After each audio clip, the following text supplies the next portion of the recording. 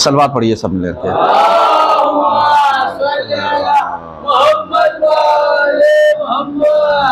औज़ु बिल्लाहि मिनश शैतानिर रजीम, बिस्मिल्लाहिर रहमानिर रहीम, अल्हम्दुलिल्लाहि रब्बिल आलमीन, अस्सलातु वस्सलामु अला अशरफिल अंबियाए वल मुरसलीन। आज 5वां दर्स है, सही है? 5वां दर्स और 8 तारीख है। 8 तारीख आज है। कल हमने बहस कहाँ पर छोड़ी थी, किसी को याद है? आप लोग अगर इधर बैठ जाएंगे तो ज़्यादा बेहतर रहेगा। इधर इधर आ जाइए। हाँ, बैठिए। अगर जहन में हो तो हमने जो आपकी खिदमत में अर्ज़ किया था वो यही कि अहकाम खुदा पर अमल करने का रास्ता क्या है। तो उसमें बताया था कुरान है, हदीस है, सीरत मासूमीन है जिसे सुन्नत कहते हैं, अक्ल और इजमा। अक्ल के बारे में हमने बताया था कि अक्ल का मतलब वो नहीं होता जो सिर्फ हम समझते हैं, बल्कि अगर याद हो तो हमने उसूल काफ़ी की एक रिवायत का एक टुकड़ा पेश किया था कि जब अल्लाह ने अक्ल को खल्क किया और उसको गोयाई दी, मतलब जिसे कहते हैं समझने के लिए, और उसे हुक्म दिया आगे बढ़ जा, इक़बल फ़क़बल, तो वो अक्ल आगे बढ़ गई। फिर कहा इदबर, पलट जा, फ़तबर, तो वो अक्ल क्या हो गई? पलट गई। तो अब ये जो अक्ल का ताल्लुक़, ये तो हमने एक रिवायत पेश की और इसी की बुनियाद पर हमने वो जवाब देने की कोशिश की थी कि जो लोगों के जहनों में गलत फहमियाँ थी कि औरत नाक़िसुल अक्ल है, तो क्यों, उसका जवाब हमने अक्ल का मतलब इबादत में कमी वाक़ई होती है, इसलिए उसको नाक़िसुल अक्ल कहा गया है। अब इसके अलावा सीरत मासूमीन पे और सीरत मासूमीन जिसे सुन्नत कहते हैं, हमने कौल, फ़ेल, तकरीर और आकर के अक्ल। आप ये बताइए कि अक्ल का राबिता अहकाम खुदा पर से क्या है? यानी ये जो अल्लाह ने अहकाम हम पर फ़र्ज़ किए हैं, इसका ताल्लुक़ अक्ल से क्या है? ताल्लुक़ है भी या नहीं है? क्या है? हाँ बोलिए।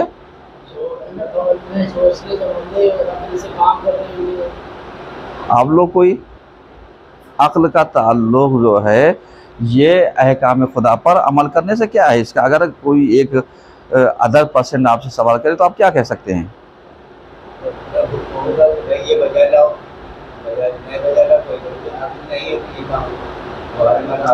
हाँ, यानी इससे एक नतीजा ये निकाला जा सकता है कि अगर हमें अहकाम पर अमल करना है तो उसके लिए अक्ल का होना ज़रूरी है।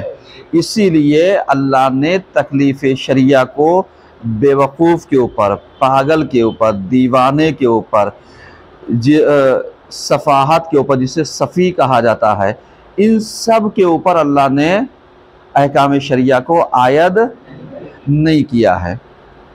सही है, अहकाम शरिया को अल्लाह ने आयद नहीं किया है, और जब इसके ऊपर आयद नहीं किया होगा तो जाहिर सी बात है कि अल्लाह इसका हिसाब किताब भी नहीं लेगा।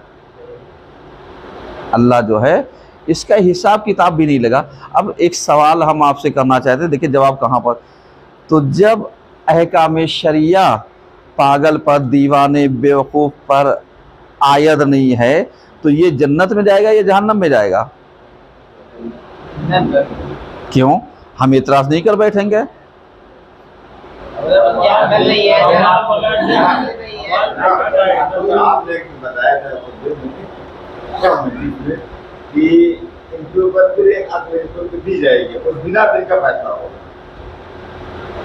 और आपने बताया तो है, लेकिन अभी अलैहिस्सलाम वो मफ़हूम नहीं आया है। जी देखिए, हर चीज़ में अक्ल का ताल्लुक़ है। अगर इंसान बालिग हो जाए लेकिन अक्ल सालिम ना हो, कम अकल हो, बेवकूफ़ हो, पागल दीवाना जिसे हम लोग कहते हैं ये हो, तो इसके ऊपर ये जितने भी तकलीफ़ शरिया है ये वाजिब नहीं है। नमाज वाजिब नहीं, रोज़ा वाजिब नहीं, हज वाजिब नहीं, ज़कात वाजिब नहीं, खुम्स वाजिब नहीं, इला आखिर। फरिश्ते अलग चीज़ हैं, फरिश्ते अलग चीज़ हैं। ये तो अल्लाह ने, फरिश्ते अलग चीज़ हैं, क्योंकि फरिश्तों का हम सुनिए, फरिश्तों का हमारी आमाल से कोई ताल्लुक़ नहीं है। उनका तो काम है सिर्फ नोट करना। अब चाहे हम अच्छे काम अंजाम दें या बुरे काम अंजाम दें, तो अमल से फरिश्तों का कोई ताल्लुक़ नहीं है। बस वो जिस चीज़ के ऊपर हैं वो उसी चीज़ को अमल करेंगे। वो अपनी मर्जी से किसी के आमाल को ज़्यादा कर दे, कम लिख दे, घटा बढ़ा दे, ये नहीं हो सकता। सही है। तो अब इसका जवाब क्या होगा? पागल दीवाना जाएगा जन्नत में, जहन्नम में जाएगा? जी,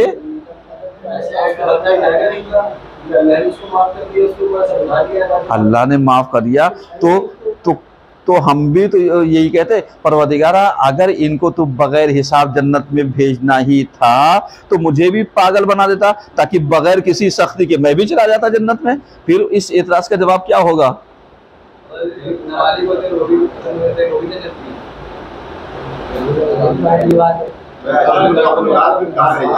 जी, क्यों भाई? इंसान ही तो है जिसके पास अक्ल की कमी पाई जा रही है, तो अशरफुल मखलूक़ात है या नहीं है? फिर देखिए, जवाब दीजिए, वरना टाइम जो है वो कहता है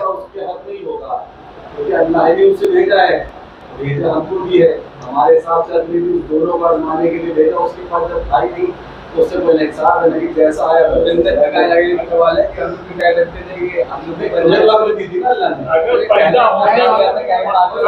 होने के बाद एक लोग जी, आप जिंदगी का ले रहे हो, पैदा होने के बाद पागल दीवाना हो रहा, उसको पहले हमारा देखा जाए कि नहीं? क्या बात है। अगर कोई पैदा होने के बाद ये जिसे कहते हैं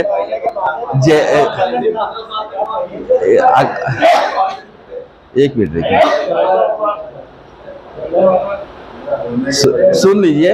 अरे इनका जवाब, सवाल क्या है, पहले सवाल मुतवज्जो हो जाइए कि मतलब कुछ लोग ऐसे होते हैं जो 60 साल के बाद जो उनकी अक्लें मुकम्मल तरीके से काम नहीं करती है, इनका क्या होगा? सवाल यही है ना? अरे वाह, यानी मस्जिद तक आ नहीं पा रहे हैं और जन्नत तक बहुत आसानी से पहुंच जाएंगे।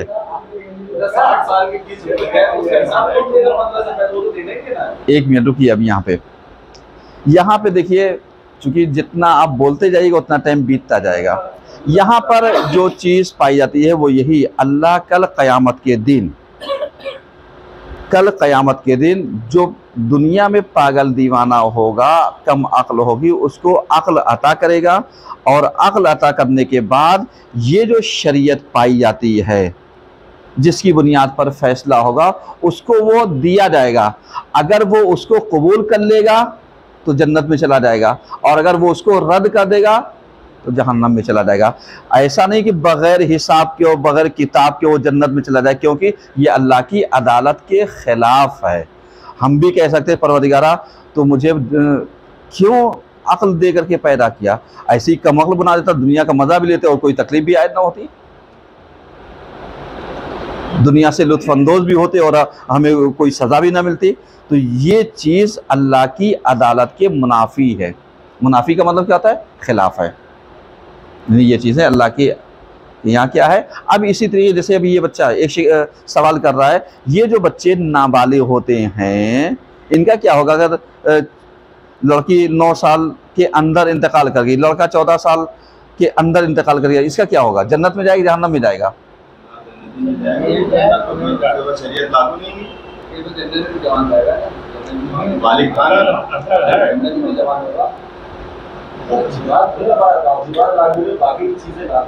देखिए देखिए, जब, अरे एक मिनट, अल्लाह वीर भी जरा सा, अब आप उस पे जाइए जरा सा कि कभी कभी हम बच्चे को समझदार कब कहते हैं?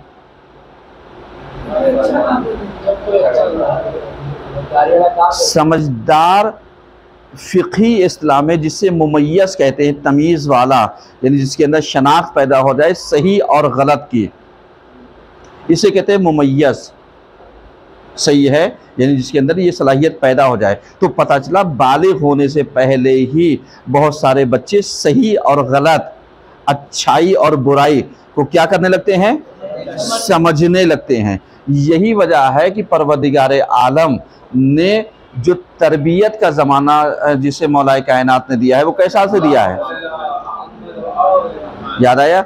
बच्चा 4 साल का हो जाए, 5 साल का हो जाए, 6 साल का हो जाए, 7 साल का हो जाए, 8, 9, इतने में मौलाए कायनात की तरबियत के अगर हवाले से देखिए तो इतने में बच्चा नमाज को सीख लेगा, और जब ये सीख लेगा तो फिर अल्लाह इसको और इसके वालिदैन को क्या कर देगा? बख्श देगा। अब ये जितने भी आमाल अंजाम देगा बुलूगत से पहले, खुद इसका ज़ख़ीरा होता जाएगा, इसके साथ साथ इसके वालिदैन को भी मिलता जाएगा। अब यहीं पर आप ज़रा सा बताइए, अभी ये वाजिब नहीं की मंजिल में नहीं पहुँचा, तकलीफ़ शरिया की मंजिल पे नहीं पहुँचा, लेकिन इसके ऊपर सवाब मुरत्तब हो रहा नहीं हो रहा है। अब हम आपसे एक सवाल करते हैं, आप अपने बच्चे को बालिग होने के बाद मारते हैं या बालिग होने से पहले पिटाई करते हैं? क्यों सज़ा देते हैं? जब शरीयत ने इनके ऊपर कोई सज़ा नहीं रखी तो आप क्यों देते हैं? चलिए बताइए आप ज़रा सा। नहीं, मतारी तो बाद में कूदती है। आप बताइए क्या कहेंगे आप इसको? यानी जहाँ पर शरीयत जो है यानी इनको उस कैटेगरी में नहीं लाती जहाँ पर जज़ा और सज़ा, जज़ा तो मुरत्तब कर रहा है, सज़ा नहीं मुरत्तब कर रहा है वाजिबात की मंजिल में। वरना अगर देखा जाए तमीज़ रखने की बुनियाद पर, मुमय्यज़ होने की बुनियाद पर, इसके ऊपर हम सज़ा मुरत्तब होगी, हम जज़ा मुरत्तब होगी,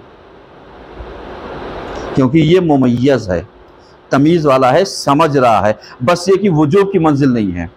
वुजूब की मंजिल एक चीज़ अलग हो गई, और ये तमीज़ रखना और शऊर रखना ये क्या हो गया? अलग मंजिल हो गई। खैर, इसको अभी हम यहीं पर छोड़ते हैं। ये अक्ल से चले थे और कहाँ तक पहुँचा है? अब आ गए यहाँ पर इजमा। इजमा किसे कहते हैं? इजमा का ताल्लुक बहुत बड़ी चीज़ है, यानी इज्तिहाद करने में जब हम मुज्तहिद बनते हैं। चलिए बहरहाल, अब यहाँ पर अगर आप गौर व फिक्र कीजिए जी,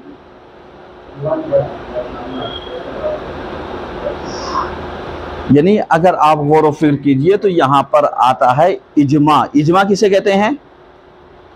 इजमा उस कंडीशन को कहते हैं कि जहाँ पर हम कुरान, हदीस, सीरत मासूमीन, अक़ल, इन सारी चीज़ों को जमा करने के बाद अगर हम किसी नतीजे तक नहीं पहुँचते हैं, अगर हम किसी नतीजे तक नहीं पहुँचते हैं तो हमारी कंडीशन यहाँ पर आकर के हम इस चीज़ को देखेंगे कि आयत क्या कहती है।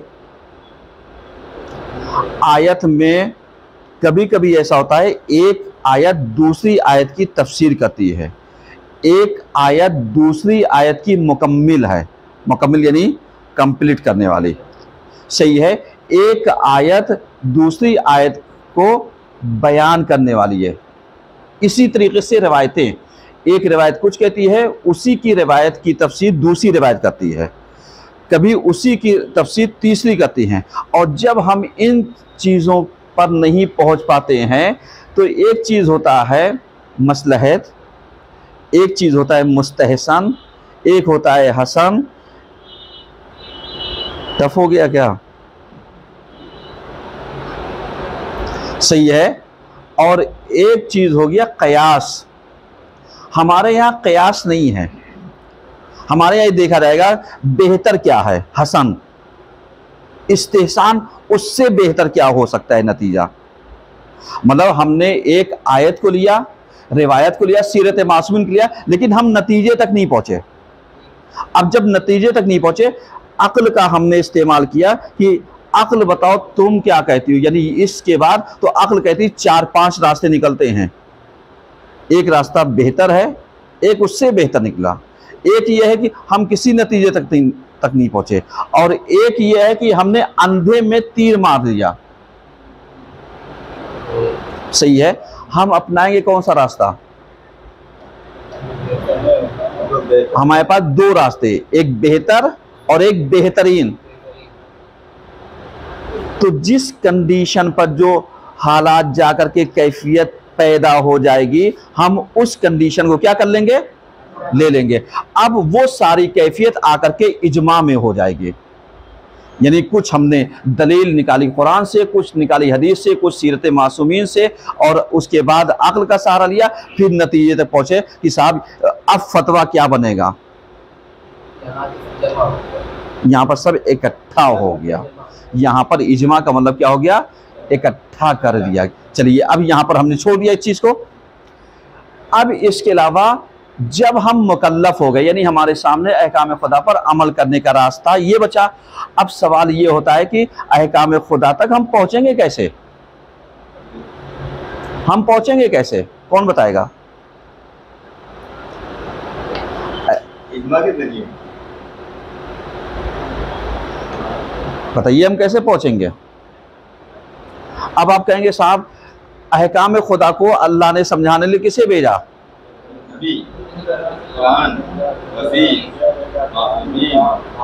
यानी अल्लाह ने नबियों का सहारा लिया, नबी को भेजा। 1,24,000 नबी आए, और नबी के बाद उसने 12 मासूमीन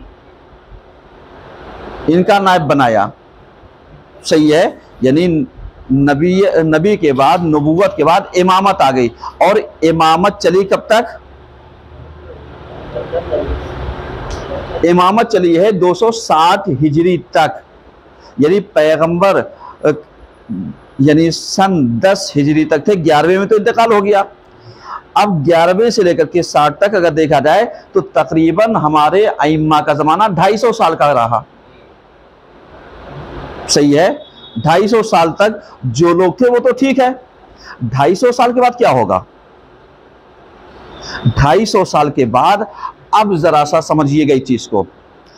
जब हमारा इमाम पर्दे गैब में जाने लगा, सही है, क्योंकि उस वक्त की कंडीशन ये थी। अब यहीं पर रुक करके मैं एक सवाल आपको करता हूं, चूंकि हमारे इन दुरूस से थोड़ा थोड़ा आप करीब होते जाएंगे, ताकि जो अखबारियों को बाज मौरिद में एतराज़ात पाए जाते हैं, हमारी कोशिश रहेगी कि इन दुरूस के ज़रिए थोड़ी थोड़ी बातें वो भी हल की जाएं, ताकि ये नतीजा पहुंचता रहे। मसलन जैसे अखबारियों का एक एतराज़ ये है, डॉक्टर साहब मेरी तरफ मुतवज्जे रहिएगा ज़रा सा, एतराज़ ये है कि आप बताइए ये जो जुमा आप पढ़ते हैं, किस मासूम ने अपने ज़िंदगी में जुमा पढ़ाया?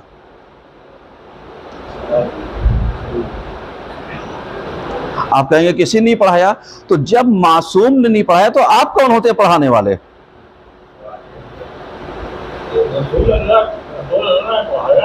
कई जुमा पढ़ाया है? बात मासूमीन की है उन्होंने, मौलाए कायनात की, इमाम हसन की, और इला आखिर तक वो गए हैं। कहा ये बता दिए कि जवाब आप क्या देंगे?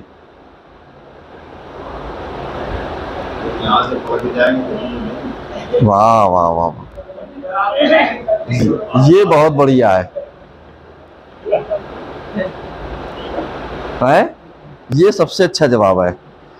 अब आप जानते हैं क्योंकि पूरी लाइफ में पैगंबर ने 23 साल अपनी जिंदगी वो की है, कुल एक जुमा पढ़ाया है।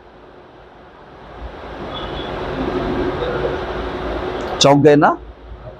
हाँ, चौंक गए। पैगंबर ने कुल एक जुमा पढ़ाया, क्यों?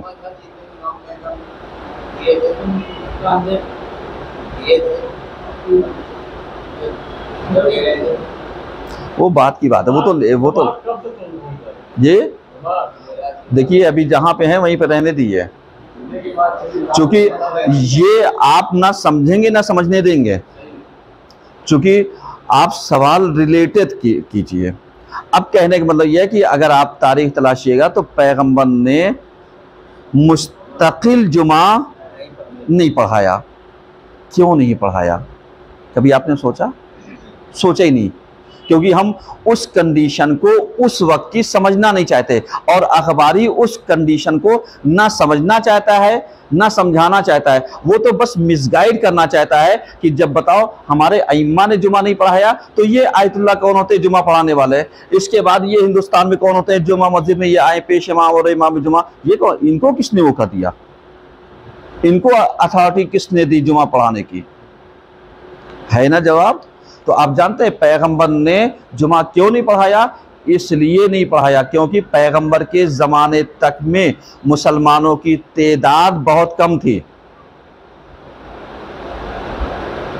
और अगर पैगंबर यानी जुमा पढ़ाते मुस्तकिल तौर के ऊपर तो कुफ्फार मुशरिकीन मुनाफिकीन को मौका मिल जाता कि ये सिरे तमाम के तमाम मुसलमानों का काम तमाम कर देते जब ये नमाज पढ़ते।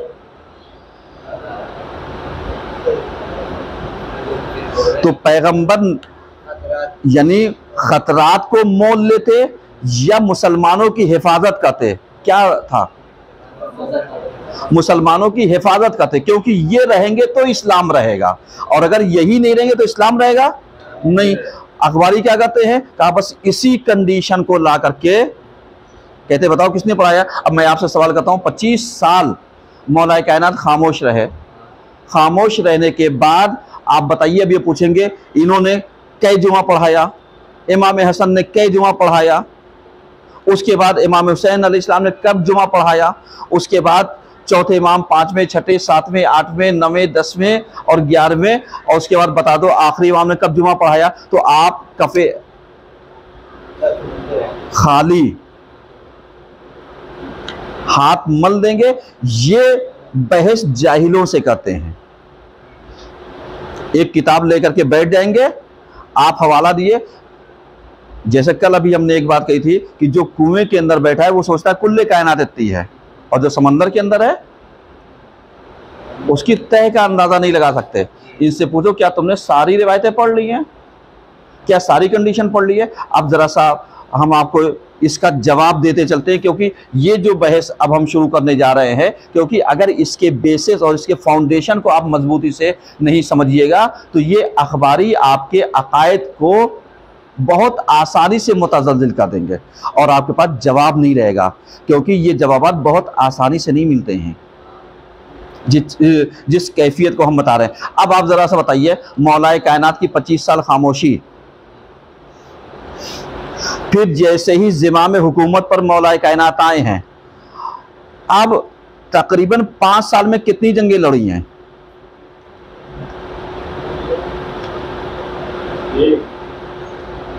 पांच साल में अगर आप देखिए तो जो बड़ी बड़ी जंगें थी जहां पर मुसलमान इधर उधर हो गया था, जंगे सिफ़ीन, नहरवान और जी मौलाए कायनात के दौर में कई जंग हुई है? आसन। जमल कौन मोला? जमल कौन मोला था? अभी जवाब किसने दिया? आवाज कहां से आई? कोई फरिश्ता है? जंगे जमल। अगर आप देखिए पैगंबर के बाद जो सबसे बड़ा सामना करना पड़ा है अली को इन जंगों के लिए, क्या ऐसी कंडीशन में वो जुमा पढ़ाते?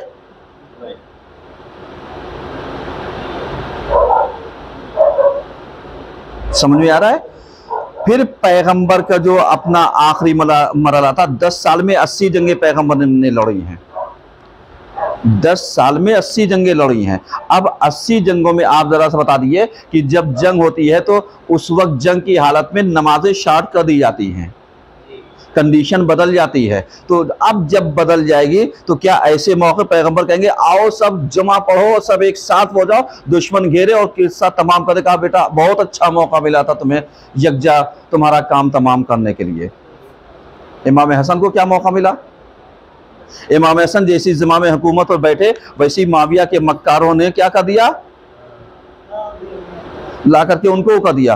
अब जो चाहने वाले थे, जो ये कहते थे अस्सलाम वालेकुम या मुज़िल्लुल मोमिनीन, वो उनके पीछे जुमा पढ़ते, समझ रहे हैं ना। और उसके बाद माविया जैसा और दूसरे इधर उधर बैठे थे सब वो करने के लिए। और अली के दौरे हुकूमत से लेकर के, पहले से लेकर के, अब आप सोचिए कि अली के बारे में बुरा भला कहलवाना, तो अब ये औलाद अली थे तो क्या वाकई ये आ सकते थे, मतलब उस तरीके से कि चलो भाई आओ मैं जुमा पढ़ाने, जुमा कायम करने के लिए आ रहा हूं? नहीं, मौका नहीं मिला। अब उसके बाद इमाम हुसैन अलैहिस्सलाम के बाद अगर आप गौर व फिक्र कीजिए तो हमारे अइम्मा की जिंदगी, थोड़ा सा मौका चौथे इमाम को मिला, थोड़ा सा मौका पांचवें इमाम को, छठे इमाम, और इसके बाद सबकी जिंदगी देखा जाए तो कैद खाने में या नजरबंद में बीती। अब कैद खाने या नजरबंद में बीती तो ये कब आते जुमा पढ़ाने के लिए? अब जो सादा लोग मुसलमान थे वो कहते बात तो सही है, जब हमारे अइम्मा ने जुमा नहीं पढ़ाया तो हम कौन होते हैं जुमा पढ़ने वाले, ये कौन होते हैं जुमा पढ़ाने वाले? तो पता चला मिसगाइड कहां पर किया, समझ में आ रहा है? हजरत मुन्ना शरीफ है, आ रहा है या नहीं आ रहा है? आ रहा है, क्योंकि नहीं बाउंस हो, रिकॉर्डिंग है, दर्स चल रहा है, आप उसको सुनिए, ना समझ में आए आप हमें सवाल कीजिए, आप हमसे पूछिए, समझ रहे हैं? क्योंकि हम आए हैं दर्सी पढ़ाने के लिए। अब उसके बाद जब ये मसला वो हो गया तो अब जहां पर हमने छोड़ा था, चूंकि 2-3 मिनट में आपका लेट लूंगा आज थोड़ा सा एक बात पहुंचाने के लिए, तो जब सन 250 साल तक, यानी अगर वो कह रहे हैं 250 साल हमारे अइम्मा के, और सन 260 हिजरी तक हमारे आखिरी इमाम कहाँ चले गए? पर्दे गैब में चले गए। अब जब पर्दे गैब में चले गए तो इनको जरूरत क्या थी जाने की? आप कहेंगे कि अगर ये होते तो मार दिए जाते, खतरा ज्यादा थे, तो इन्होंने मिलना डायरेक्ट पसंद नहीं किया, इनडायरेक्ट अपने नायबीन के जरिए मिल रहे थे, अपने वकीलों के जरिए मिल रहे थे। तो अब अखबारियों को सबसे बड़ा एतराज ये है कि इमाम ने इनको वकील बनाया था, इनको नायब कब कहा? ये जो तुम आयतुल्लाह को नायब इमाम कहते हो, क्यों कहते हो भैया? इसका जवाब हम कल देंगे, क्योंकि छेड़ेंगे तो लंबी बहस जाएगी। लेकिन आप इस चीज़ को ज़रा सा समझिएगा, क्योंकि इन दुरूस के ज़रिए बहुत सारे उन जवाबात को मतलब बिरादर अजीज़ अरशद साहब, हाजी अरशद साहब, चेहरे पुरनूर की ज़ियारत मिल जाए आपकी तो दर्स में 4 चांद लग जाए। इतनी काबिलियत नहीं भाई साहब, इतनी इज्जत नहीं।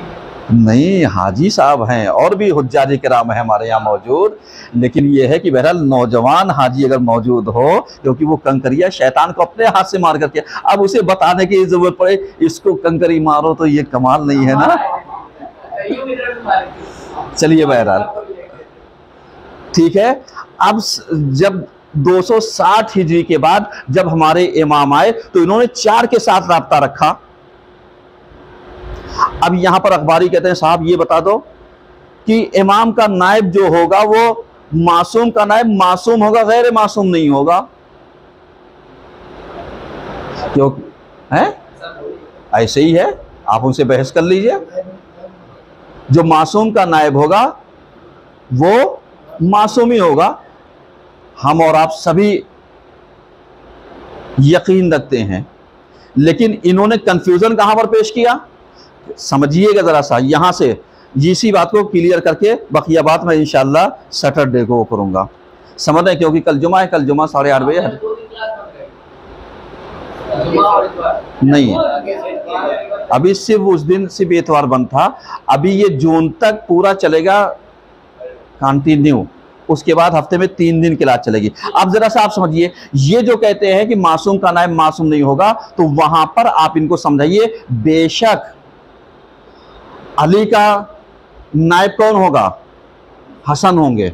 हसन का नायब कौन होगा? हुसैन होंगे। हुसैन का नायब कौन होगा? जैनुल आबदीन, जैनुल आबदीन का नायब कौन होगा? मोहम्मद बाकिर, मोहम्मद बाकिर के बाद कौन होगा? जाफर सादिक, जाफर सादिक के बाद कौन होगा? मूसा काजिम, मूसा काजिम के बाद कौन होगा? अली रजा, अली रजा के बाद मोहम्मद तकी, मोहम्मद तकी के बाद अली नकी, अली नकी के बाद हसन अस्करी, हसन अस्करी के बाद हमारे आखिरी इमाम। तो ये यहाँ पर नायब इसलिए मासूम का मासूमी होगा क्योंकि पैगंबर ने 12 मुअय्यन कर दिए हैं। ये नियाबत पैगंबर की ज़बानी मनसूस मिन अल्लाह है, इसमें कोई चेंजिंग नहीं हो सकती।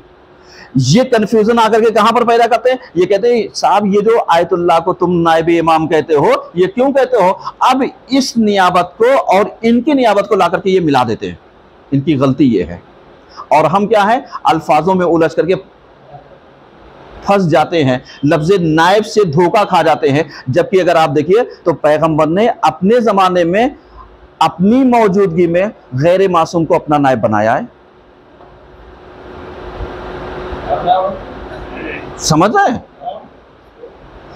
जैसे जनाबे अबू ज़र को कबीले गफ्फार में भेजा, जाओ तुम मेरी तरफ से नायब बन करके अपने कबीले में तबलीग करो। अबू ज़र कौन थे? मासूम थे? नहीं, मासूम नहीं थे। इसी तरीके से यानी इंशाअल्लाह हम हर मासूम के ज़माने में जहाँ तक हमें मिल पाएगा हम पेश करेंगे ताकि आप उनको जवाब आसानी दीजिए।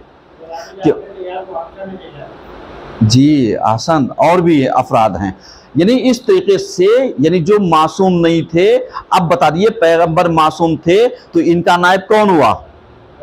गैर मासूम। तो जो नायब हकीकी है उसमें चेंजिंग नहीं हो सकती, लेकिन नायब उमूमी में चेंजिंग हो सकती है। सलवात पढ़िए सब मिलकर।